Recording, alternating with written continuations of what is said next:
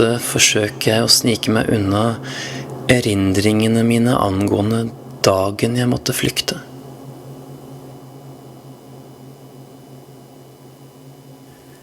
Jeg hadde pakket de nødvendigste sakene som jeg kan trenge under en flukt. Jeg hadde gjort meg klar til den vanskeligste og mest bedrøvelige delen av min tur, nemlig å si farvel til min familie.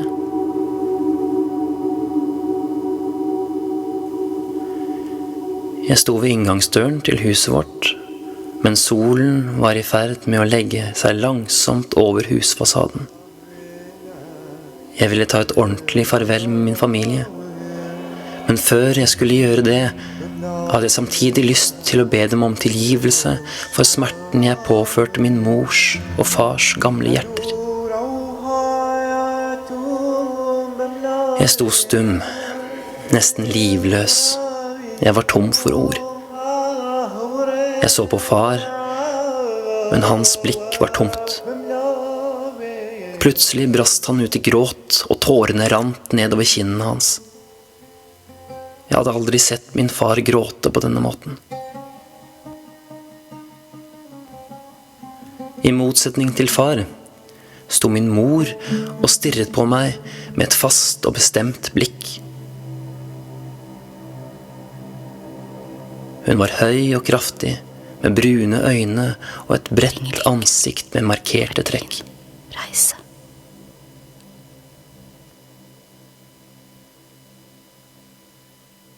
Min sønn, du har valgt å dra en uviss vei.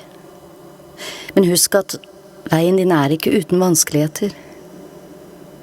Du kommer til å sulte, fryse, bli jagd, til og med arrestert. Vær sterk. Ingenting er umulig. Du er Guds lam. Gud være med deg. Jeg kjente smaken av tårer, mens jeg bøyde meg og kysset hendene hennes. Jeg var sikker på at hun hadde vært søvnløs og grått natten før jeg reiste. Det jeg ikke fattet, og samtidig beundret med min mor, var hennes styrke til å takle problemer.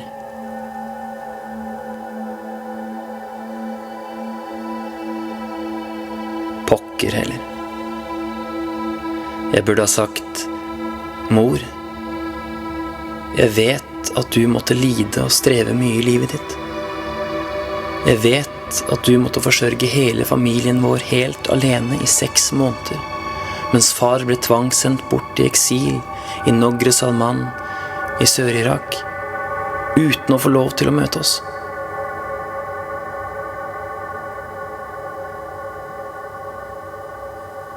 Jeg vet at du måtte tåle smerten av å se de 12 døde søskenbarna dine, der de ble drept. Der de ble drept av kjemiske bomber i Sausenan i 1987. Jeg vet at du selv ikke levde livet, men at du ville overleve kun for vår skyld.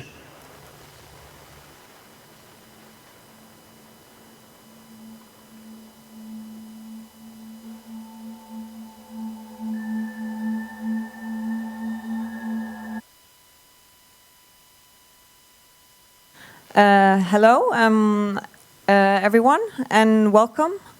My name is Ingrid, and I am here on for Kirkenes på Broen. What we just saw here was Shwanler Karadaki's work, Salte Kyss, Part 1. And we will see more and hear more from Karadaki later on. He's with us tonight. And I really don't think we need more of an introduction to the topic or the discussion tonight. So I will pass on the word to our moderator tonight, Aslak Nora. Welcome.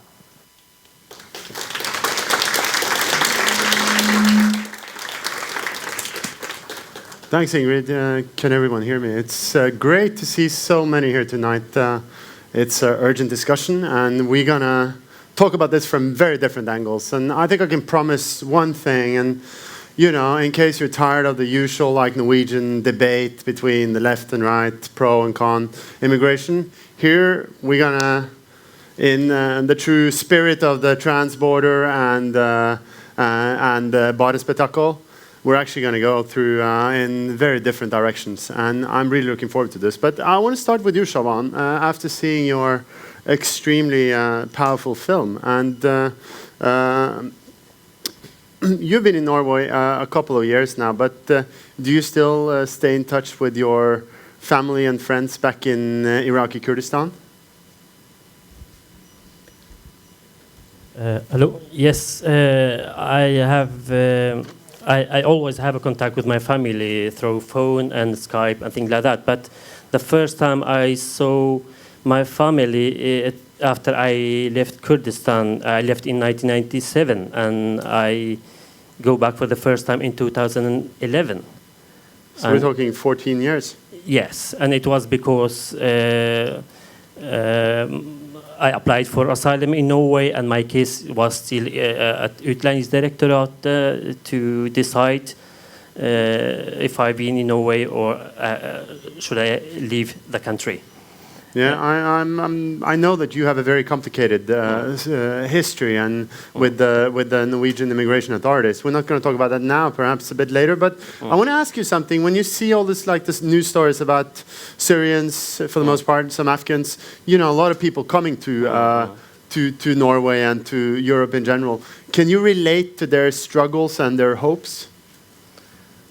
I tried to throw my film to give back the humanity to those people that run away from this country and left his family and brother and sister and everything, and no more talk about the tal på engelsk.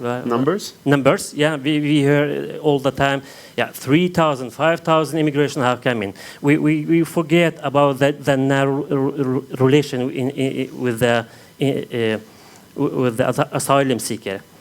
With the actual people you're talking about, right? Yeah, actually people. Yeah. Jeg må si det på norsk. See if I can translate. Sorry, my English is sucks. Sorry. But yeah. For å gi dem en slags stemme til de folket og vise de menneskelige sidene ved dem. Can I translate that for you? Yes, do it, please. A voice to the people and to, you know, the sort of like the individuals here and the humane side. I mean, we're going to talk more about this, and okay. We're going to talk about this from very different angles. Thanks to you for now, Shaban. And but I think we need to put this whole debate into a bigger context before we begin for real. And I was mentioning the word Transborder, and knowing that that's the name of this cafe, and I've been here before, it's always a great pleasure to be here. And also, you know, the very topic of this year's festival, rethinking location. These two words, Transborder and rethinking locations, have they ever been more urgent than they are this year? I don't think so. I mean, because they exactly express, you know, what is certainly like a long tradition in Sør-Varanger, in Kirkenes, which is about, you know, like multicultural international cooperation across borders. But also this year, it seems to be with a whole new dimension and a new urgency. Because we're of course talking about the Arctic route, so-called. And it must be fair to say that the Arctic route has tested the response of the local authorities here. In fact, this Arctic route for some time last fall and in January was the zenith, was the locus not only of the Norwegian migrational debate, but also to some extent it was in the headlines all over Europe and the Western world. So Kirkenes has really been in the spotlight this year. That in order raises so many different questions. The first thing I think we need to talk about is what actually happened here. I guess I speak on behalf of many if I say that I need more information. What was going on at Storskog last year? What happened? And how has the local authority in Sør-Varanger, how did the authorities cope with the situation? Next question, of course, is what is the limit of, like possible migrants that a municipality than here can absorb and integrate in a meaningful way? And more broadly, we need to ask the questions. Do migrants in the numbers we saw last autumn, do they represent the dangerous and potentially like destabilizing situation for Finnmark, for Sør-Varanger and for Norway? Do we find ISIS terrorists among them? Or is the only thing we need to fear itself, as a famous statement once said? These are big and in many ways extremely complicated questions. And I want to introduce the panel here tonight. And I was introducing you, Shawan Karadaki, and next to you we have Rolf Arne Kurti from Politiets utlendingsenhet. Next we have Solbjørn Mikkola from Flyktningtjenesten, is that correct? In Sør-Varanger. The two local alibis here, at least, and the next guy, he's also a local alibi. That's Jan Henrik Fredriksen fra Fremskrittspartiet. Next to him is Tom Tallberg from Finnish Red Cross, and he's responsible for the camp in Tornio in northern Finland. And at the very end here, from Russia, is Olga Seitilina, is that correct? And I must also say that, like, as this debate go on and this discussion, we also want to hear what people here have to say. If they're angry, if they're furious, if they have comments of any kind, like, there will at some point be openings. But first, I guess I would like to start talking to the people who've been following this debate very closely for the last year. And Rolf Arne Kurti, you are a local from Sør-Varanger, and you have been following this very closely. Can you tell us, can you set us into 1 year ago, no one except a few experts and some locals knew about a place called Storskog. Then everything literally exploded. What happened last year? It's not so easy to tell about how this situation started so suddenly. But I will try to say some words about it. I'm a local police officer. I've been working here for several years before I go to Oslo and start my work at Kripos. And after that, I get the opportunity to get working with the registration of asylum seekers in Norway in Politiets utlendingsenhet, Migration Service, National. And I started with this job the 1st of January 2015. And the prognosis for asylum seekers to Norway was around 12,000. That was the prognosis. And all the plans we were having for 2015 was for 12,000. And I started with 60 workers with 3 teams. These 3 teams with 20 persons each team should take care of 12,000. We saw something was happening early in April. Something was happening during Europe. The pressure on Schengen external border was high. And starting first with the kids. We had a lot of kids who was coming to Scandinavia. 12 to 15 years old. Mostly of them was coming from Afghanistan. That was the start. And we have a real pressure on us in Oslo, in Tøyen, where my team was working. We don't have enough space. We have a new building, and we had big problems. And the media and a lot of people have the focus on what we are all doing with these people. At the same time, something was starting to happen at the border from my little hometown, Kirkenes and Storskog. Before I was going up for hunting in autumn, in September, in the middle of September, around 300 persons have crossed over the border.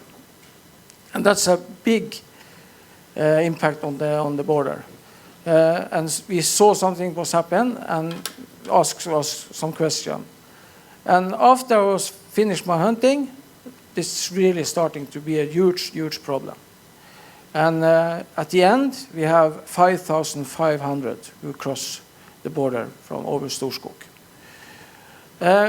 Somebody says this happened with the smugglers, the human smugglers. They always will find new routes across Europe. And when you cross, when they closed the border in Hungary, something was happening. And something was happening at the media. At Facebook, they use Google, they use everything. And they find this route across Russia to us. And this was happening very, very fast. And we must send up one of my team up here to Kirkenes. And after 1 month, one more team. And when this year was finished, I have 170 workers. So 100 more workers at my office. And we established the arrival center here in Kirkenes. We also established an arrival center in Østfold. And we continue the work with the kids in Oslo at Tøyen. I don't think you're going to be unemployed anytime soon, but how's the situation up at Storskog now? No, it's nobody is coming. Why is that? It was, I think it was a little piece of a note who said you don't have the permission to come into Schengen. And that's the reason that it stops. We're going to talk more about this from the Russian side a little later on, but I want to go to you, Solbjørg, and from your experience in flyktningtjenesten here in Sør-Varanger, and during the most intense period last year, were you ever afraid that the whole flyktningtjeneste in Sør-Varanger was going to collapse under the pressure from all the migrants coming? No, I wasn't afraid of that, because in September we talked with UDI, the Directorate of Immigration, and said that we told them about the situation, how we felt it was, and we also said and asked, can we do something here?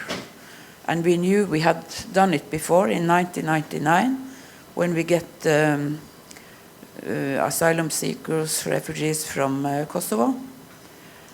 So I think it took 1 week or so after this telephone we had with them, and then we have discussed which places they could stay when they was here. We didn't have any hotels, so it was Fjellhallen was the only way we could help the asylum seeker who was coming. So we felt we had control when we started that place, and it was open in 7 weeks before Vestlane opened, and in that time we had nearly 3,500 people in there, 37 different nationalities, and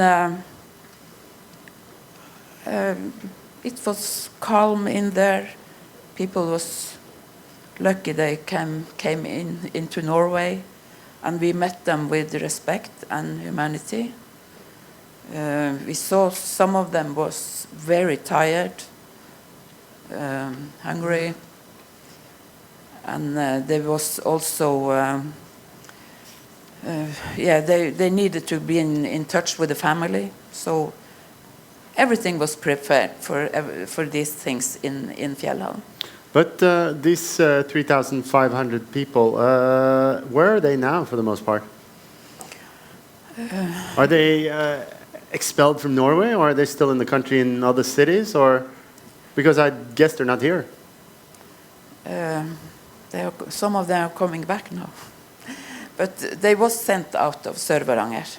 In the beginning, we thought they can go to other different cities in the northern part of Norway, but that was only the first days we saw that it was possible. So they was traveling to different towns in different places in Norway.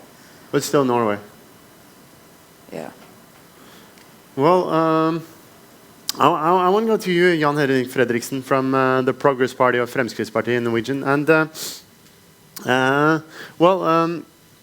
you have been active in various medias, like having a slightly different approach, or perhaps more like restrictive approach, it must be fair to say. And do you have any reasons now to believe that some of the migrants who came to Sør-Varanger last year had some bad intentions, that there were, for example, terrorists among them? I do think that neither you or I know anything about that at all. There's no guarantee for that, and that's a big issue. But first of all, I want to give credit and honor the local authorities, the employers in the municipalities, the police, and the health organization, everybody who's worked with this issue in Kirkenes, because the job that has been done is fantastic. And I do think that we all must take in over ourselves that the situation that was there when the border was open, the consequences of that would that 65,000 people would have come over Storskog in 1 year. So I must say that I'm very happy because that border is closed today related to migrations or asylums.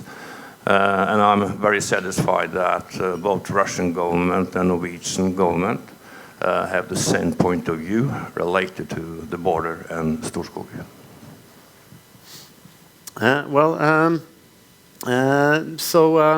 Your party is in government in Norway at this point, and this at the end of last year, this so-called like austerity, different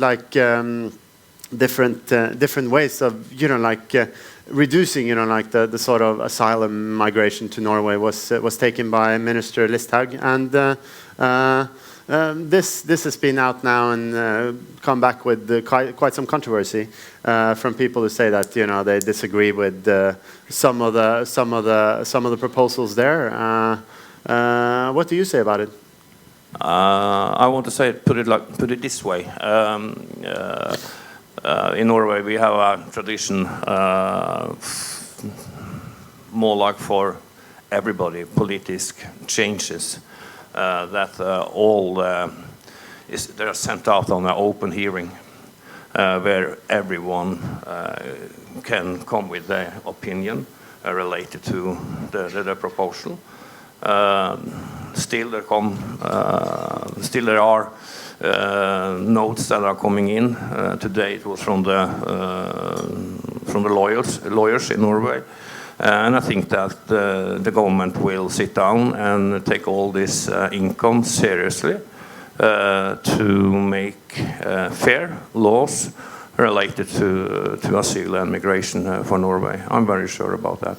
So what do you say, for example, about the possible returning of migrants to Russia, for example? For me, Russia is a safe country to return asylum. It's our neighbor. It will always be our neighbor. And I do think that Russia, for Norway, related to maybe special this area, is the key to find a good solution for the future. Which brings me to our distinguished guest from Russia, Olga. Hearing what the Norwegian politician is saying about this, do you have the same opinions? Is Russia a safe country for refugees to be returned to? Thank you very much that you give me a floor. Sorry for my English anyway, but I try to explain. I don't think so that Russia is a safe third country, especially if we will know situation in Russia. We can understand that it's not like that. Because, for example, we have no reception center in St. Petersburg or Leningrad origin. No, nothing. People on the street. No camp, no food, no money, nothing. And also, can you imagine how many people have a status of refugees from Syria last year or this year? How many granted asylum? How many granted protection? What is, guess please, how many? 1, 2,000, 10,000, 6 million, like in Turkish, some people stay in Turkish 6 million people, but not only everybody has asylum, but how many people in Russia can legally stay in Russia because they ran from the war from Syria? How many? Not zero, of course, not zero, because we have a migration service, it works, it's a big migration service, but it's just 1,050 people, 1,050. It's zero, it's about zero because Russia is huge. It's Russia, only 1,500 people has a protection. So it means that can stay in Russia. It just means that can stay, but that not means that have any place to live, any food, nothing. And we can say that Russia is a safe third country because we, like NGO, which I work in, if people return, for example, from Norway or from Finland to Russia, it will be without documents, without food, without nothing, and they can be detained and put in detention center because Russia try to send them back of origin, country of origin, for example, in Syria, or to find any country where they came. And how this procedure going on? There is a detention center, for example, in St. Petersburg, and the time limit for people to stay and wait for deportation in the prisoner's condition, what do you think, how long they can stay there if they cannot find the country or they cannot just physically return, like in Syria, there is a war in Syria, difficult control the border and no plane to Damascus, no plane to, so how long they can stay in this prison in Russia? Guess, please. How long? 2 weeks, 1 week, one more question, one more answer? No, a little bit more. 2 years. 2 years they can stay in prison in human degradement condition, because we win a lot of cases in the European Court of Human Rights, which says it is Article 3 violation, the condition. They can stay 2 years without any periodical juridical court review. They just put in prison and stay 2 years without any possibility to return. For example, in Syria, because it's physically not possible to return, our police make a report that we cannot return to Syria, to Damascus or Aleppo, because no plane, no, and they can stay 2 years. We apply to European Court of Human Rights. We win some cases about that, and one case is about Syria, but it's condition of detention also very bad. They stay without possibility to walk. They stay in overcrowded cell, 2 meters, 4 meters for one person in overcrowded, and no possible to walk, no possible, no table. They eat on like animals on the bed. There's no table, 2 years in this condition, because now it's not possible. Russia cannot be returned, for example, in Syria. So I don't think that Russia saves that country. Maybe for some people there is. If, for example, they live in Russia a lot of time, like 2 years, have a temporary of residence, have some status, and they can live, they can be returned and stay legally in Russia. But some people who has no status, they cannot be returned. How we can put in Murmansk or in Norilsk or somewhere, and they are on the street without money, with children, and so on.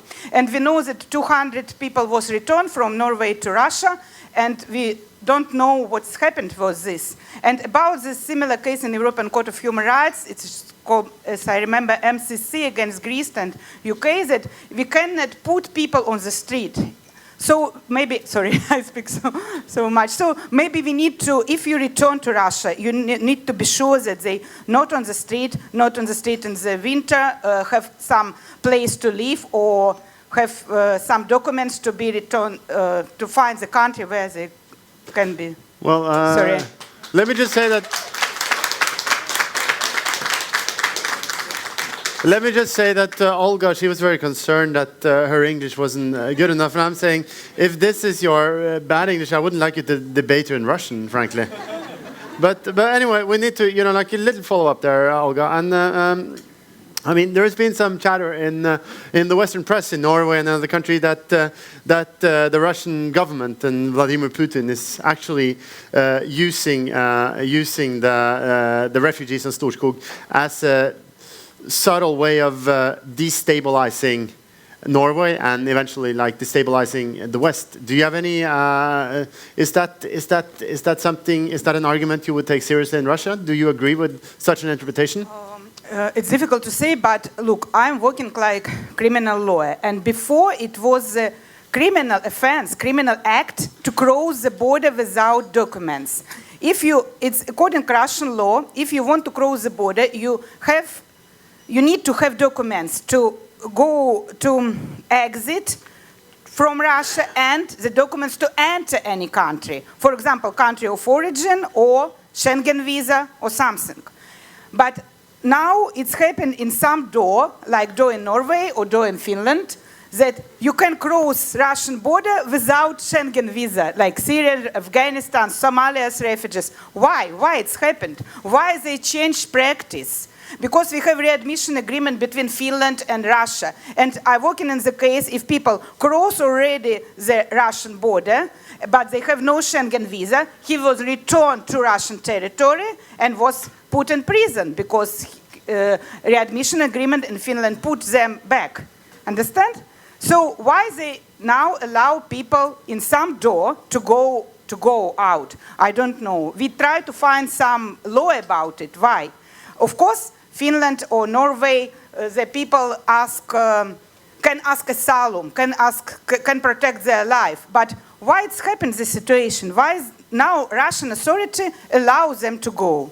But I don't know, and I don't think that it's a special plan to destabilize the situation. But maybe it's. They do some practice. They do some practice. Okay.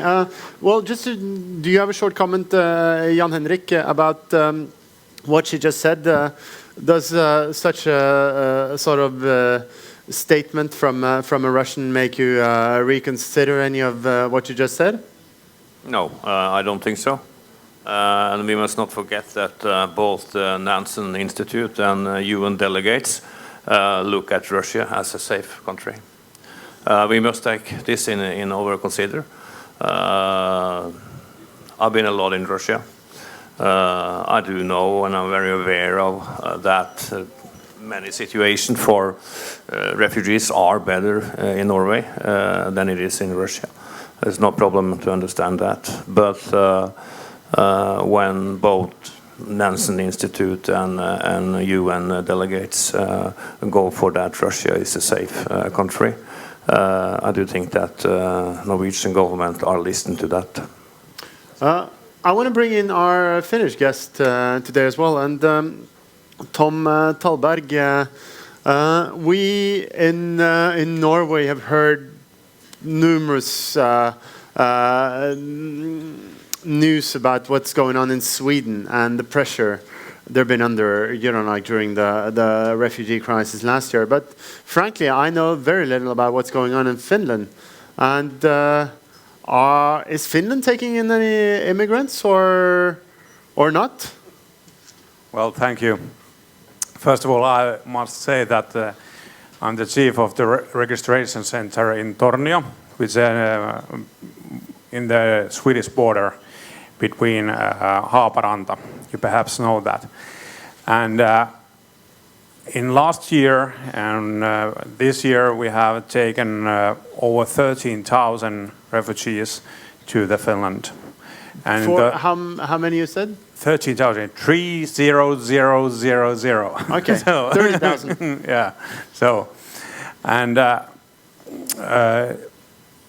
the situation actually started in August, and in September our government made a decision to start this registration center. And after that, there have been going through that registration center had approximately 15 to 16,000 people, and they stay there 24 hours. The longest time will be five days, and they go to the those reception centers where they get all kind of health care and some receptions money and that kind of things. And over half of those all reception centers we have with Finnish Red Cross. And we working together with the police and immigration office that in same building in Tornio. And perhaps you ask me that why the Red Cross is working with the police and immigration offices. That's the reason is that we think that we help those that this process will go better and faster when we're working with the government. And so we help those people that way. Of course, in that center, we also give the humanity and the healthcare and food and bed to stay. And when this whole situation started in September, it was approximately 500 people every day. And it takes 10 buses every day in some reception centers. But that's in a little box for the whole situation in Finland. But another thing, of course, is when you have this first-hand experience with how to organize this, and do you see, when you visit Norway, for example, do you have anything to teach the Norwegian authority about how to do it? Something you guys do in Finland that you think should be imposed in Norway as well? Or do you actually, or in the Norwegian way of doing this, do you get inspired of, oh, this is clever, we should do that thing in Finland? You see what I mean? Well, first, I want to say that I'm not here to teach you. But I'm just telling we you always want to learn. how we handle the situation and in this moment, and what is going to happen in the next summer. But I think that Tornio is one of the so-called hotspot, and some people from different countries from the European Union have been visiting over there and watching how we handle and how it is organized. So, of course, you are very welcome to watch and see how we done it. Well, I mean, probably no news is good news, and given that we have had an awful lot of news from Sweden, I mean, and not so much from Finland, there must be something. But anyway, thanks for that. And but as you were saying, Shawan, in your introductory remarks, you know, there is a lot of talks about numbers, the amount of people, this and that, you know. But what about the actual people? What about them? And again, you know, like, I mean, you actually you have a unique experiences. You have actually been a refugee. You have been crossing borders in order, and you have been ending up here in in Norway. So let's say when you one thing people are wondering about is that, for example, the Syrians, they're coming to Norway now. They have a right. They have a right to protection. But then, you know, like, hopefully, if things get better in Syria, they're supposed to go back. But when you actually like went out of Iraq in '97, were you planning to stay in Norway for good, or were you planning to go back as soon as the situation got better in Iraq? You understand? Well, nobody likes to leave her parents when they are so old, like my parents was actually. But I was forced to leave the country. But when I come to Norway, so I was actually decide to be there and start to study, and I never couldn't know that the process will be like that, and I have to wait for my asylum application for 11 and a half years. So that was really make the situation very, very bad. And the only things I heard right now with that situation now, and to give like midlertidig, well, temporary work permit to that people and see how is a country will be safe or not. And I think that is very bad idea, because that was the situation we was following when we come to Norway. We get status like MOF, midlertidig oppholdstillatelse uten familiegjenforening. They hope that the situation in Iraq will be better and safer, and they can send us back to Iraq. But the situation never been good in Iraq or safe in Kurdistan. And we start to learn the language, and we start to integrate. And many of us start to study and take a high positions in politics, and they get family and things like that, and things become very complicated. And it's very complicated when child being born here and grow up here. In my opinion, they are Norwegian. You can nothing do about that. You cannot take them and send them back to one place where they have no idea what his parents going through. And I think the government should be honestly, don't give them like false forhåpninger. Yeah, false expectations. Yeah, and you can be here 1 year, and that affects your mentality. You can never build a healthy person with that politic, actually. But because I have experienced that 11 and a half years to waiting every day to be catched by police in the middle of night and send you back to this place you are running from. And this is not easy, and they will damage you after time. I mean, I've been to Kurdistan.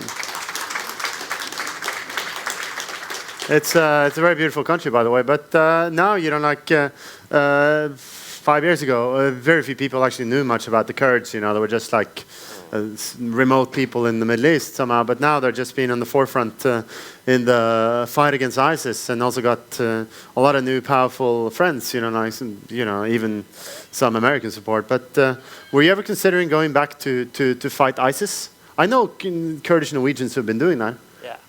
I wanted to do that, actually, because it's not easy sitting in Norway and watch the news from your iPad or your PC on your TV when the most brutal group in the world come in near your family and can kill them.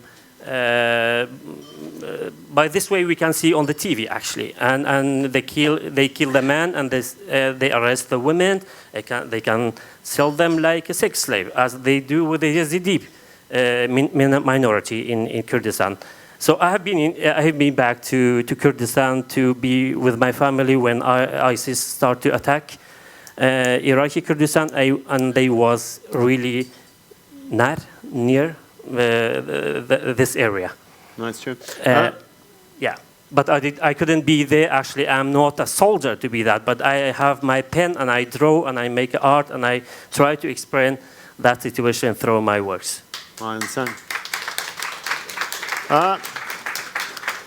Rolf, we talked a little about it before, but you have broad experience in, you know, like on the on the borders of this, like migration challenge in Europe. As far as I understand, you've been in Southern Europe as well, and I guess like you have this. You come from the police. You're an officer. You're a professional. But like seeing these people and meeting these migrants who've been sacrificing almost everything, like in order to get there. Do you sometimes go out of this like your professional uniform and like just think differently because you were so moved by their stories and their experiences? Tell us a little bit about that. Yes, for sure. My experience with this, we can call it like a journey, because I was starting in 2009 and in the border between Turkey and Greek, in the northern part of Greek. The first trip, it was an honor to be a police officer in the uniform and to do the job for the national police authorities in Norway, and I was proud to go out and do my work. But the last mission I had was totally different. I was in Sicilia, in a little place called Mineo, and one of the biggest detention center in Europe. It's an old military base from America. Totally 4,000 people inside this camp. And I was doing my work as an interviewer, and then do the interview with the asylum seekers, and they tell me about their story, why they leave their country, why they are doing this hard escape, because this is a rough and hard escape. When they're telling about when they're starting from exactly from, I can take one example from Somalia. The journey to Italy may be for 1 year. The first part of it is across the desert, and the things who are happening in the desert, it's not so many people who know about in the media.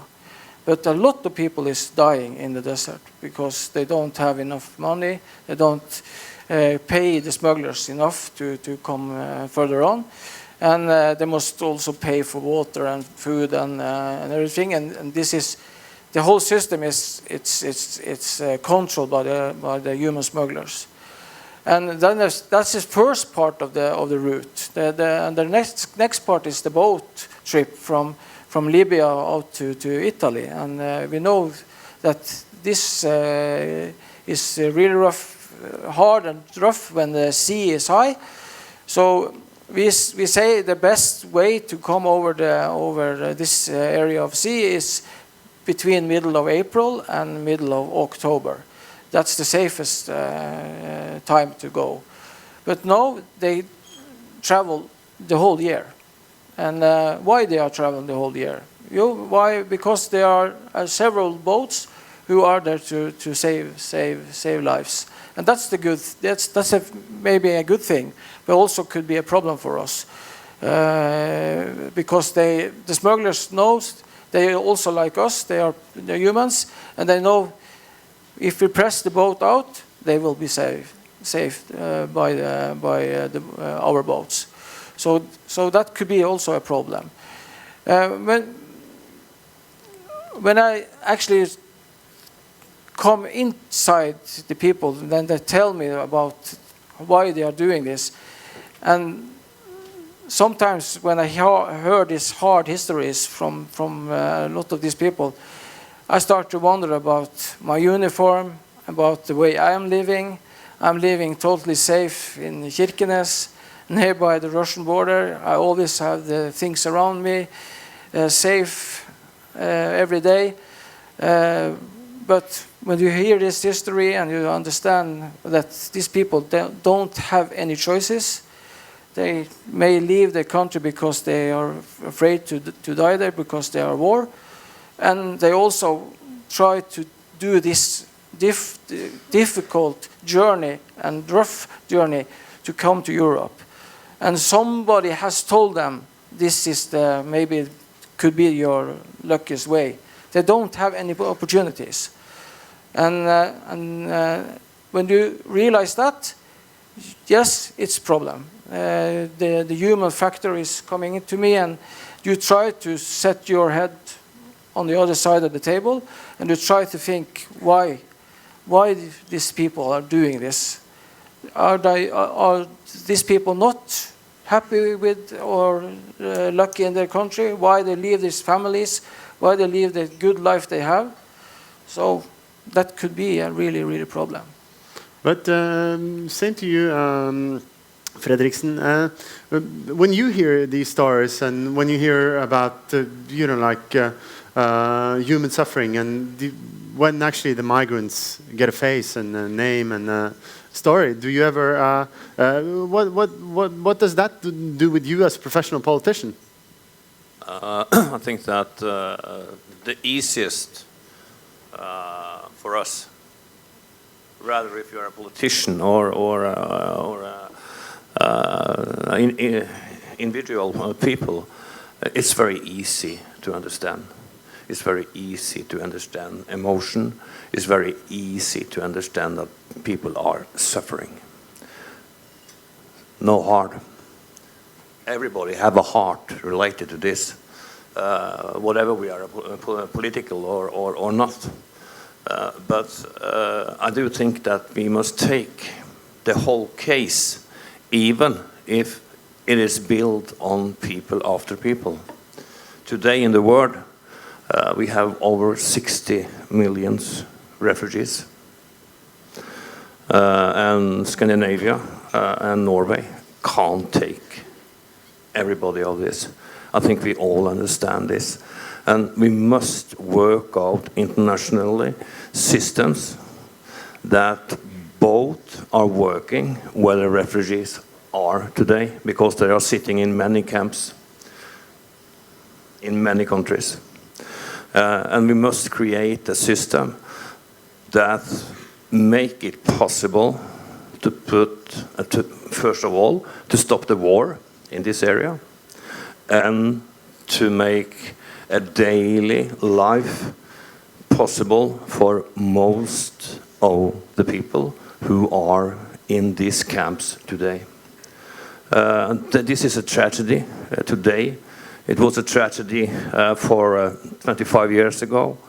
We know, for example, in Pakistan, there are about between 2.5 and 3 million people who are living in camps and have been living in camps for 25 years. This is an enormous task, and we must have focus on this. There was a giver country affair for 14 days ago, where the government of Norway wanted to use 10 billion Norwegian crowns related to the area where the refugees are today. So we must work on different sides of this issue. Fair enough. But when, for example, if people are saying, and I'm not only accusing you here, but of course, saying that, for example, it could be ISIS terrorists within, like the migration waves. I mean, some people could accuse you for, like stigmatizing people who are suffering. Are you ever afraid that by, like for example, I mean, we're all afraid of ISIS and terrorism, of course, but that could actually lead to, like had some bad consequences in stigmatization of the migrants? Yes, of course, from both sides, really. ISIS is one, obviously, big challenge, because no one can ever give a guarantee that they are not there. But we have also this disease related to tuberculosis, HIV/AIDS, hepatitis. So there are many things to think of at the same time. And that's a challenge for our society and in the end, really for the whole world. But Solbjørg, you have, speaking of, this debate about stigmas and all that, and you've been working in this for many, many years, you told me, and like all of us can be a bit depressed, if we look at the social medias and see all this like and I raised to the bottom about racism and prejudice, that I think all of us see. But in your experience here in Sør-Varanger, and you're a local, so do you ever face hostility because you're working with the migrants here? Do you ever get into trouble for working in such a delicate issue? No, I don't. I've been working with this since 1993. The first refugees came to Sør-Varanger municipality in 1989.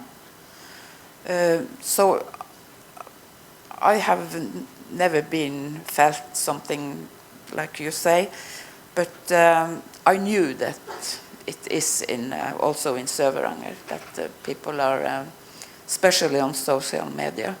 But I think this Sør-Varanger is a good place for people and also for the refugees, because we saw it when we built up in Fjellhallen that the local community was very engaged.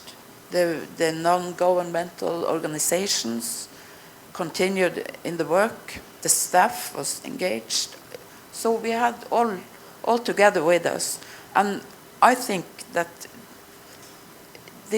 what we saw was a part of the Sør-Varanger, as we feel we have. But we also knew that people are not lucky with the refugees here and asylum seekers. Can I just say something there from a perspective from the south? Because I know so many Norwegian immigrants and who tell me that, well, they don't like southern Norway much, but up in the north, their people are like us. They're like, the northerners are the southerners. So, well, I think, that's, it's the sort of like the hospitality here that I think a lot of people find fascinating. But we're talking, Olga, about Russia, because one thing that actually, like, hearing what you said about this, the Russian approach to Syria, it's, I mean, it's strange in the way that in Syria there's so many people. There are actually a lot of people who speak Russian. The historical ties between Russia and Syria have been extremely strong, and you have had people, many Syrian doctors are educated in St. Petersburg or in Moscow. And what explains this sort of different turn in the policies towards Syria, you think? Yeah, difficult question, but anyway, Russia every time wants to use situation how they want. For example, when they bombed Syria, they say we help our sisters and brothers, our friends. We're very close with Syria, so we need to help them. Like, for example, a lot of, we know that some people war in Ukrainian, in Donetsk and Lugansk. It was not like army, but it was, they call volunteers, but nobody knows who it was. But they came to Donetsk and Lugansk also to help brothers and sisters to struggle against neo-Nazism and fascism. So the Syria is the same. They bombed it and make propaganda that we help people. We help people. We try to help people and make situation better, but they made situation worse. And in one hand, but in other hand, they not granted refugee status of protection and for Syrian refugees. And I'm not really again I'm disagree that the Russia safe third country, because it should be individual application. We need to look individual application. Of course, there is some Syrians who can live in Russia. It's safe in Russia for them because they, for example, live 3 or 5 years, have a status. I have a client who has a temporary resident from Syria in Russia.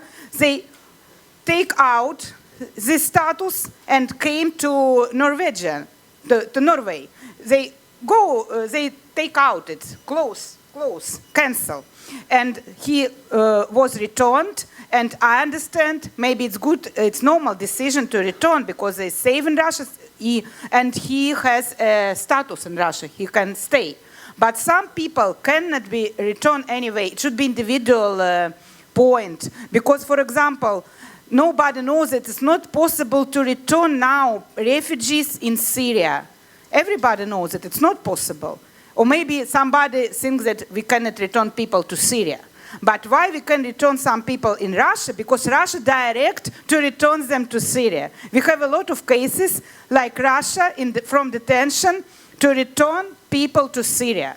And one case was in European Court of Human Rights, and the European Court of Human Rights say it's a violation of Article 3. Russia cannot return people to Syria. But it was the first case after 3 years when war already began, and the European Court say we look the first case because no country returned people to Syria in the war situation. No, its case happened in October 2015, just last years, and only one country who returned people direct to Syria is in Russia. So when we look the situation, we need to look individuals. And I'm not sure that UNHCR, United Nations High Commission, say that Russia is a third country, because now UNHCR have a project with our organization which is called Memorial. UNHCR have a big project. We need to monitor situation, what's happened with refugees who was returned from Norway to Russia. Because if they will return to Syria, it should not be a proper way. It should be a violation of human rights. So we can look individual. Of course, Russia need to fulfill the obligation. Russia need to cover Geneva Convention. Russia need to grant it refugee status. Not only bombed in Syria and say we help people, but not granted. We need to press Russia that fulfill the convention obligation and look any case individuals, not just return everybody to, because Russia can return direct to Syria. Exactly. Tom, I don't know if you're the right person to address to this, but there's been a debate going on here about, well, there is obvious that during a situation like now, we as all nations, have a responsibility to protect, like people from war and sufferings, and that's something you find in, like the UN charters and so on and so on. But then, there is also, and this argument was brought forward by some of the Norwegian former judges to the International Tribunal in Rwanda, a very famous judge called Hanne Sofie Greve, saying that this responsibility to protect doesn't mean that people are going to stay there forever. They're also going to be repatriated, by the time the situation is safe. But I want to just hear about the Finnish example. I mean, the 30,000 people who came last year, are they being kept in Finland in the idea that they're going to once return to their homeland as soon as the situation is safe enough? Or are you actually trying to integrate them into Finnish society? Well, decision making, of course, in the immigration officer, but how long the people are going to stay. But we have two kind of status for those peoples, and there is one is that it is refugees, and they will stay at for 4 years in Finland. And after that, we will look the situation in that country again, what is going to happen, and do that country come safety. But for now, our government had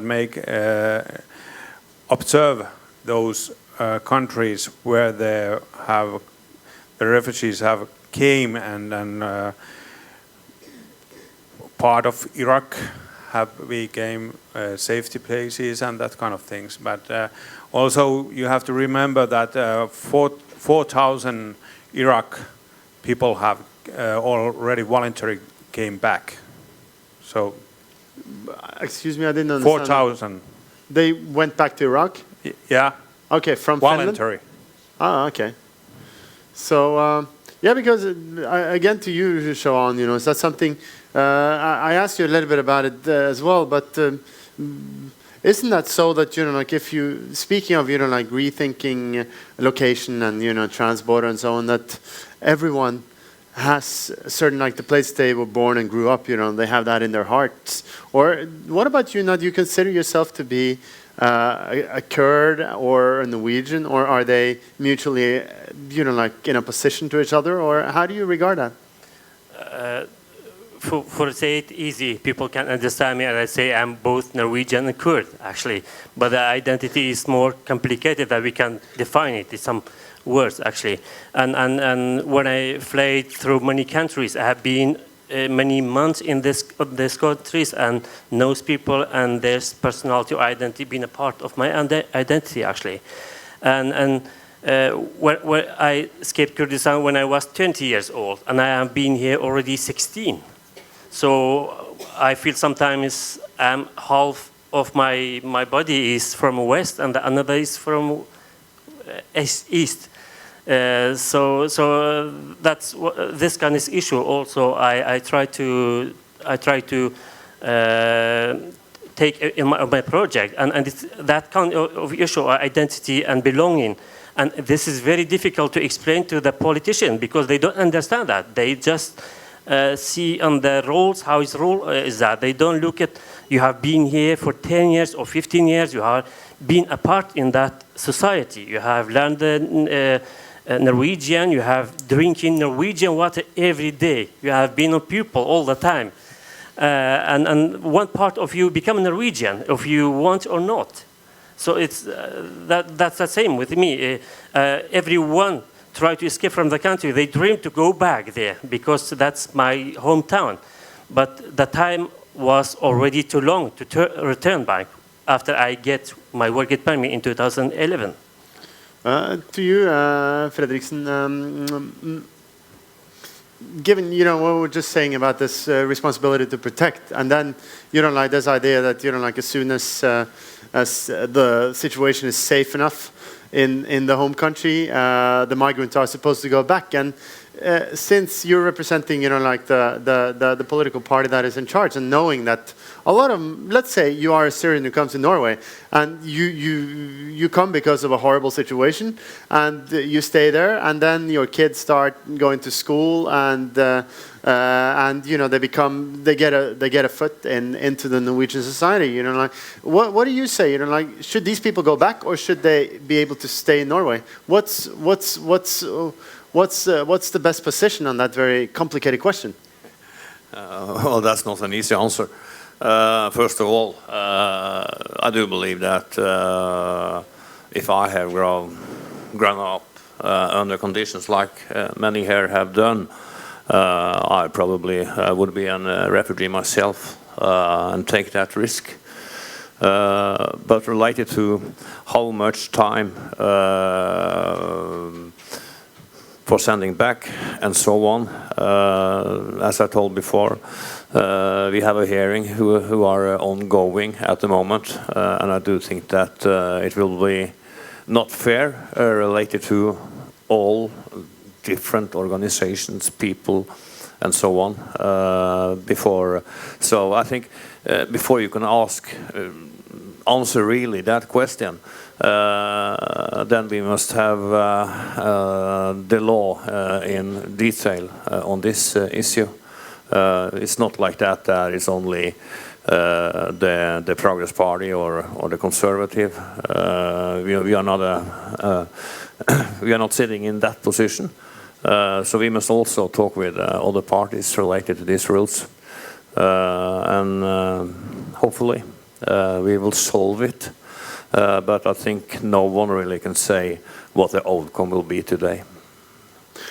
Now, people, we have a very interesting and indeed very different approach, because we've been lucky enough to get someone from the organization Refugees Welcome to the Arctic, and I think they even brought some of the people we're talking about. So anyone from Refugees Welcome to the Arctic who want to present themselves? And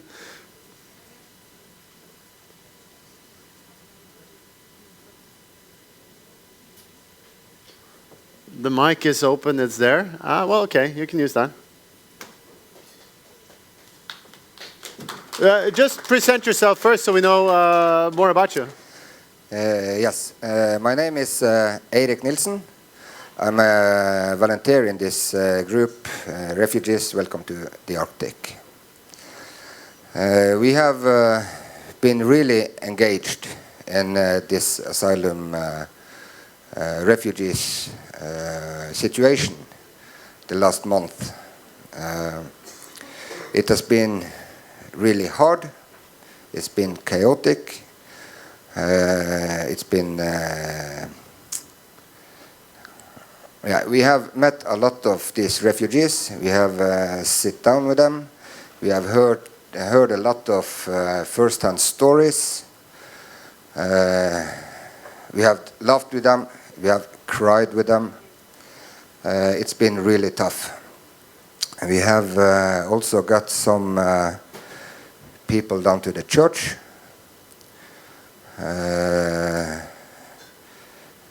That they really could feel safe. We've been arrested, put in jail. That's okay. I have seen the scaredness, the fear in the people's eyes. It has not been easy. And first of all, I will say, if I'm gonna be punished, we have been charged. We haven't heard anything yet from the police. And I will say, if I'm gonna be punished to help other people, I will do it with my head held high. That's for sure.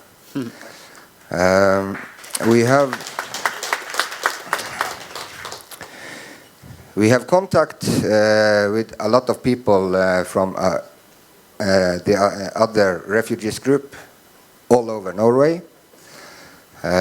Close contacts every day. We hear different stories. And I will say the first or the only transport that went out over the Russian border. We had 2 guys from Yemen. The government and FRP thought it was really safe to send them out. We had contact with them every day. I had contact with a nice lady down in Oslo called May Altai, who had personal contact every day with those 2 guys from Yemen. They were standing on the doorstep to be thrown out to Yemen. When I got a phone call from May, 2 weeks for today it's 2 weeks ago, that one of the guys from Yemen had 10 of their family members killed by a bomb. And that sickens me, that the government and the FRP feels that it's safe to send them out to Russia. It's killing me. So I have one question for the government and FRP. Are you still going to go with this killing hard line of deportation without review the asylum applications individually for the people? Please respect the human rights. Respect every individuals.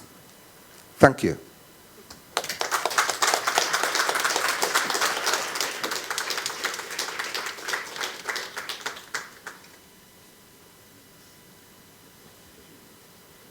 Well, I do respect human rights, but I also respect democracy. And the majority of the political party in our parliament means that we need strong, fair rules related to migration or asylums.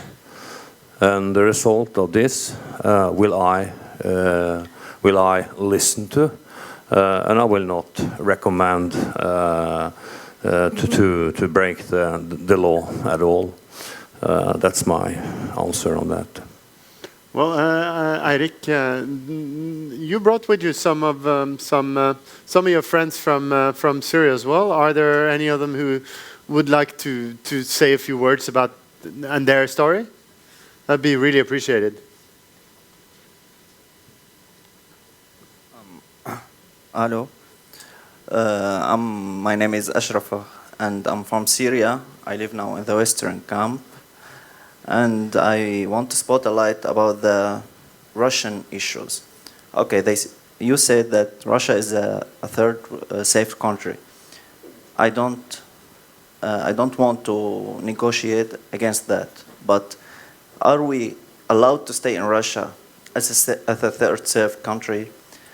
I have a student visa. It will be, I guess, it's on the passport. It is valid. And I don't want to talk about myself only, and I have a lot of cases in the same case. The student visa is temporarily. So after 2 or 3 months, it will not be valid anymore, and we will have to go back to Syria or to leave the country, the Russian country. We are not Russian. We are not negotiating if it is safe or not. But we are not allowed to stay in Russia legally. And the situation, my own situation, that I'm a student and I didn't pay the fees. Actually, I've been here in Norway, and the university already expelled me. So I'm not a student anymore. If I'm sending back to Russia, I will go certainly back out of Russia. Thank you. But, Mr. Yes, I'm just curious about your story here. How do you end up here in the far north? You're from Syria, right? And yes, what happened? I came from Syria, and I lived in Russia for 2 years as a student. And actually, I have families in Syria. I want to speak directly. I have to support them. So, and as a student, I'm not allowed legally to work in Russia. And I couldn't stay in Russia. I had to do something to help my families. I thought it would be a good choice to come to another place and maybe be allowed to work. And that's the situation. And I came here to Norway. I came 3 months ago. I lived in Buda, and then I've been captured and arrested and everything. And I'm now waiting my deportation to Russia. Huh. But yeah. Just a little bit. Of course, like a lawyer, I can recommend this person to apply to migration service. If tourist visa finished, you need to go to Russia to apply to migration service. But the problem is, if you came to migration service and to ask refugee protection, to ask refugee or asylum, first question will be, who are you? You are maybe terrorism or extremists, a lot of checkpoints that not make procedure about refugees, they make procedure about use like criminals. And after that, it will be negative decision because the Russia didn't get protection for refugees. Just, I tell you how many, 1,500 for all Russia, for Syrians. It's nothing. And if he came to Russia, zero possibility to get protection. And he can be returned to Syria. After this, migration service will make negative decision. Why he afraid to go to migration service? Because he knows it will be negative decision. Negative. If it will be negative, he will be deported direct to Syria. Understand? So, but of course, if he cannot return, he can go to migration service in Russia and get protection if he exactly from Syria, if Russian check from Syria, from Damascus or Aleppo, where is the war. But Russia, everybody refused. So I don't know how we need to press to Russia that before to return people to Russia, you need that Russia fulfills the obligation. I don't know how to do it because Russia is that country which is not possible to press and to allow them to fulfill the human rights, but it's not possible. You need to real individuals to look all applications. One last question to you, and how is I mean, you're staying in the camp near the airport, right? Yes. Yeah. Tell us, how are the conditions there? Actually, it's horrible to live there. I've been there for about 25 days now, and they said it is, when they build it or establish it, it was for 2 days maximum to stay in that. There is no hot water for showers. There is only 3 meals. If you want more, you can't get it. There is no transportation to the city, and there is no money, of course. It's very cold. There is no internet connection. There is nothing. If I want to make a phone call, I have to go to the city, so I have to wait 1 week to register my name and to pay to get units on my telephone. And we have 18 persons in one room. We don't have any closets. We have only 2 beds, 2-level beds, and we can't wash our clothes, and we don't have a cloth. And if I want to get clothes, okay, there is, for example, there is underwear and the basics. There is no thick jackets. There is no outer outfits or whatever. So it's horrible. And every day we complain to the organization that already organized, and they say, okay, we know it is a horrible situation, and we are working to make it better. But for how long we have to stay? Okay, if we are deporting, our case has been to deport to Russia. Don't let us wait in this condition. And one more thing, and when I get the rejection, they said your case has not been studied because you have a valid visa in Russia. Okay, I want my case to be studied. That's it.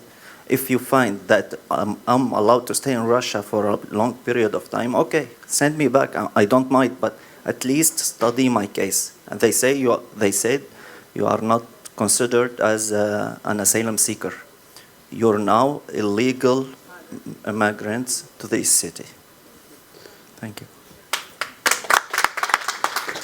But speaking of the conditions in the camp, for example, the refugee service and Solbjørg, have you been involved in any of this? And you were talking about like the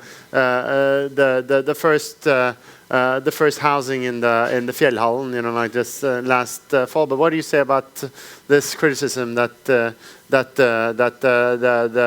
migrants are, or the stories they're telling about the situation out in the camp near the airport?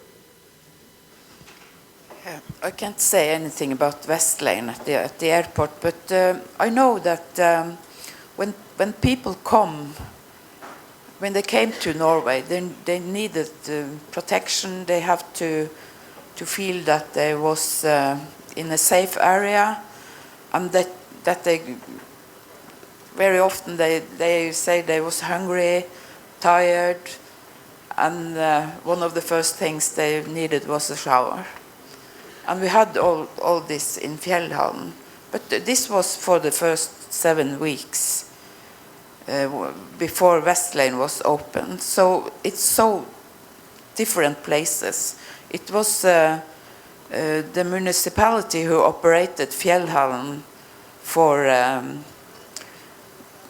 the Norwegian authorities.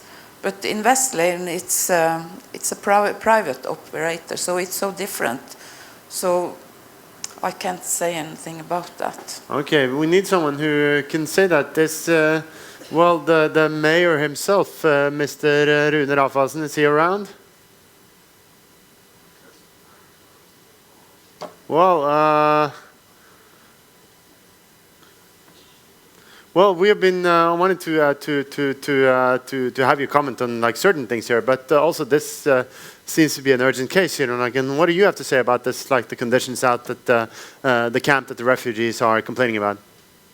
First of all, I must say I'm shameful that we have a situation that he described, and it's more shameful that the Norwegian authority are paying for the Vessel Hotel and the Barents Frokost Hotel, where people could have a decent life and have also the possibility to have contact. So This information was very new for me from this guy.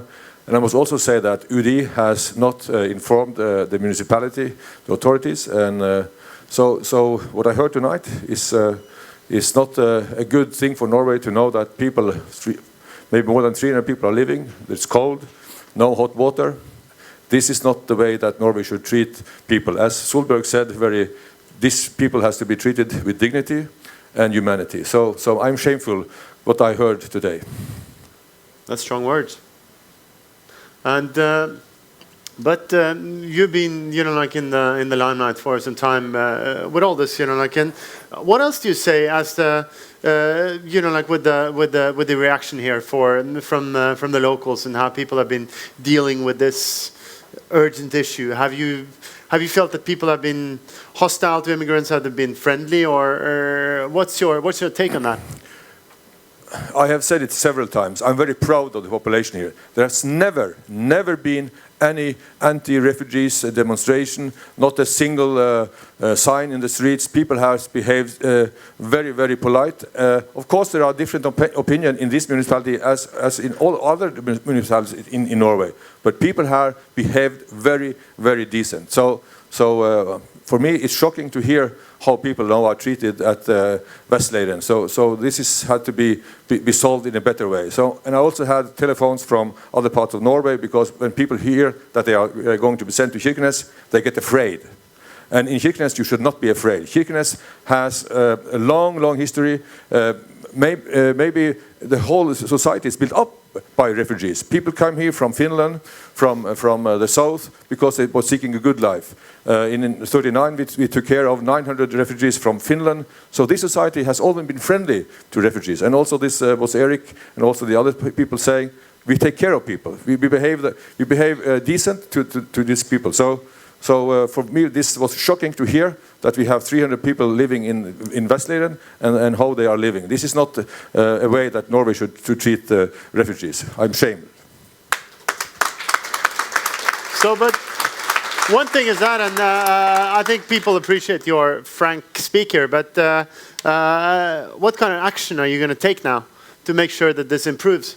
No, I immediately I will send a message to UD and say this is not the way that we could do. But of course, we are in a big discussion now with UD, because UD has not paid anything. The municipality has reacted very soon, and we established, as Solberg told, this camp in Fjellhallen. But we still haven't got a penny from the UD. So for the municipality, it has been a challenge for this situation. But we will, of course, still try to be polite to take care of the people who came here. So what I can do is, of course, to appeal for the Norwegian government to make this situation decent. Thank you so much, Mayor.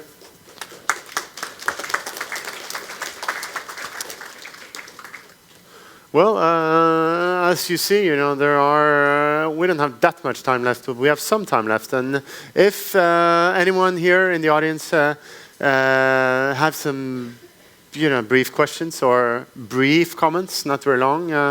Anyone? It's open mic for the next 2 minutes. I'm just going to take that mic because I've been quoted here today.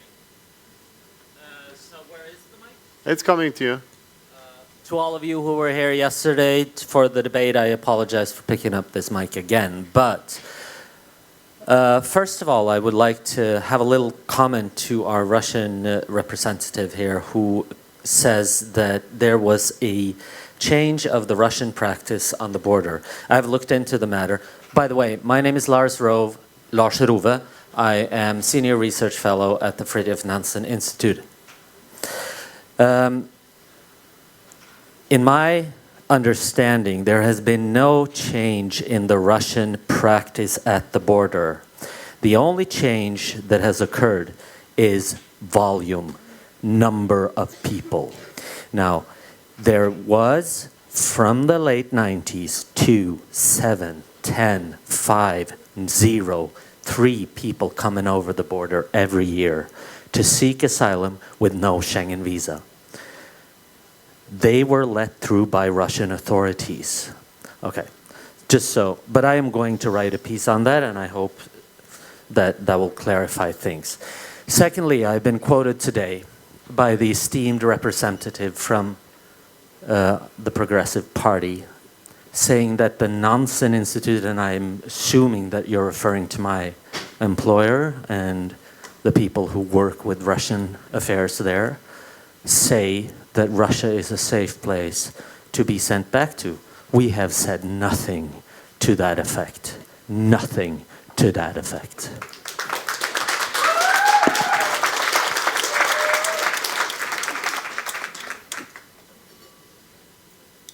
Anyone who feels the need to pick up on that? Fredriksen? Yes, if I've been wrong about that, I apologize so much, but I was very sure that Nansen's Institute really looked at Russia as a safe country. But if it's wrong, I apologize. That's fair enough. That deserves an applause. Well, I think that we are indeed getting closer and closer to the end, and there are numerous ways to talk about this further and further. You know, like tonight and tomorrow and the next week and the next months, and we're absolutely certain that this will not be the end of the refugee saga. But we started with one of your artworks, show on, and we're actually going to pick up on that and finish before there will be some music. So this is Salte Kyss number 3. Very good. And before we do that, I would, on behalf of the people in the panel, I would like you to give them a warm applause and thanks for joining us tonight.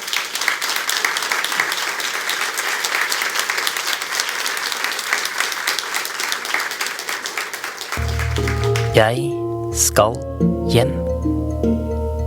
Altså, ikke til Oslo, men til Kurdistan. Jeg skal virkelig se familien etter ufattelig mange år borte fra dem. I det flyet landet, begynner pulsen min å øke.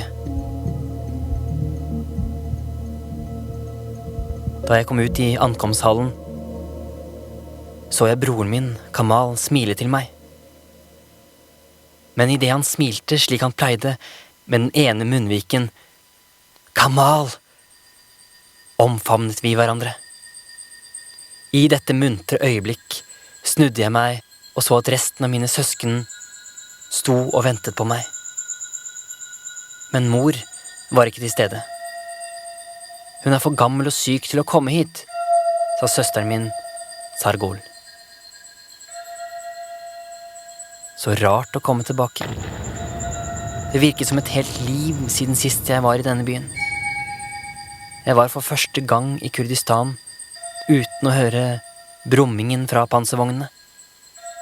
Men i det vi nærmet oss kvartalet vi bodde i, kom minnene fra krigen tilbake.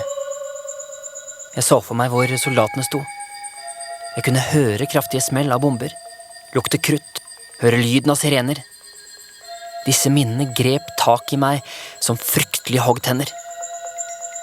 Jeg forsøkte å samle meg og nyte tanken på at jeg kom til å se mor om et øyeblikk. Bilen stoppet foran huset vårt.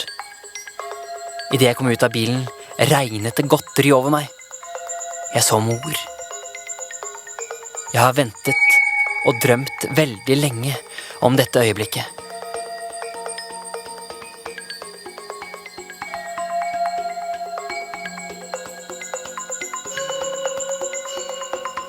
Hun var blitt gammel, krokete rygg og stokk i hånden.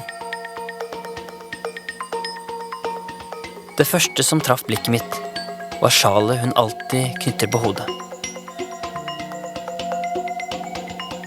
Vi omfavnet hverandre, og jeg kjente duften hennes. For første gang på mange år merket jeg ro og trygghet i kroppen igjen.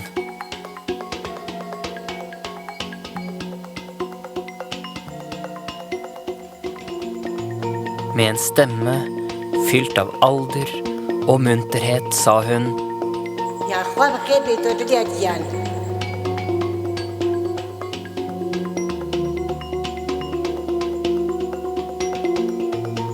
Jeg var taus under vekten av ordene hennes. Hun strøk meg ømt over ansiktet. Vi sto og stirret på hverandre. En overraskende intensitet. En opphavlig kjærlighet som ønsket å bli til. En evig kjærlighet mellom mor og sønn.